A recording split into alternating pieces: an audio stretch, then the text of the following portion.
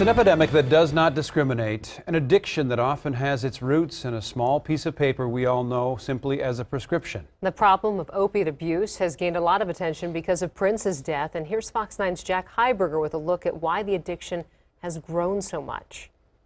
It rises above the Minnesota prairie, a monument to something we'll probably never understand. Prince Rogers Nelson was unlike anything we've seen before. The walls of Paisley Park sheltering a genius both beautiful and conflicted. But his problems, at least his final problem, were anything but extraordinary. His addiction to an opioid painkiller, an American cliche, one that plays out every night to a soundtrack of sirens on a stage of flashing lights. I probably see way more people who are addicted to opioids than I'm even aware of. On the front lines, you learn opiates don't care. Your race, the size of your paycheck, the street you live on, none of it matters. It's grossly apparent. It's a problem. It's a palpable problem. Hennepin County paramedic Nathan Caranda is often the guy who cleans up. Narcan would work on an overdose on methadone. The first one to the last scene of a story. So this is an unconscious patient who's having a reaction to methadone. That all started in the office of a doctor. When I was a medical student in the late 90s, early 2000s, this was not as big a concern, and we did not get taught about this. The problem of expanded opioid use for common chronic pain conditions really didn't begin until the late 90s with the introduction of OxyContin into the market. You were even taught that these are safe. There was research shown to you that addiction was unlikely. I was taught that these medicines, if given for patients in pain, could not be addictive. We were told that the rate of addiction was less than 1%. But those numbers, provided by drug companies trying to sell pills, many doctors say have turned out to be wrong. And I think raises serious questions about the values we place in the healthcare industry. Otherwise, how do you explain this? Emergency room doctor Chris Johnson now spends much of his time talking to doctors about the dangers of overprescribing. How many people, in your experience, come in and get an opioid painkiller when they maybe really don't need it? Need is a tough word. The patient certainly feels they need it.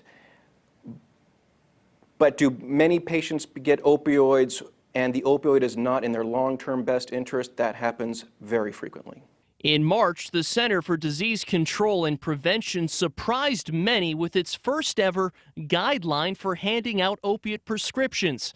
The CDC recommending doctors avoid prescribing opiates unless absolutely necessary. But in many ways, the damage is done.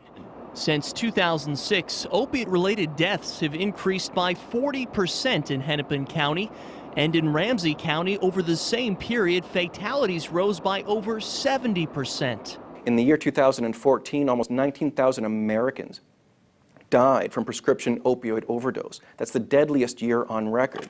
Efforts to curb the prescription opiate problem are working, and as the supply on the street gets ever smaller, another problem continues to grow. At the apartment, you didn't go up to see Nick. But you later found out that when they found Nick, it was pretty clear he'd been on his own. In fact, the needle was still in his arm. And the tourniquet, I think, was still on.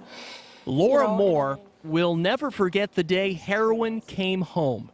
Her son, Nick, a 25-year-old master's student at the University of Minnesota, had just returned from a rugby tournament. Beat up and tired, she remembers dropping Nick off at his apartment in February of 2012. And he kind of hobbled up those stairs. And it was the last time she'd ever see her son. I'm really glad we picked him up from the airport that time. Laura thinks Nick turned to heroin to help manage the pain. He'd tried it years before, but was not a regular user.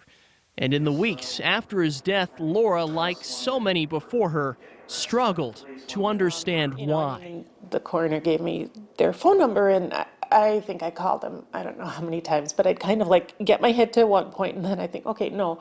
So I keep calling them, over and over. You wanted to understand. I did want to understand. Understanding comes with the knowledge opiate addiction touches everyone. Perhaps there's no better example of that than paramedic Nathan Caranda.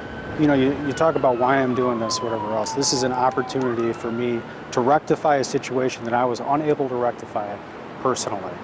Before he ever climbed into an ambulance, a 19-year-old Nathan climbed down a set of dark basement stairs where he found his stepbrother Chris dead after overdosing on heroin.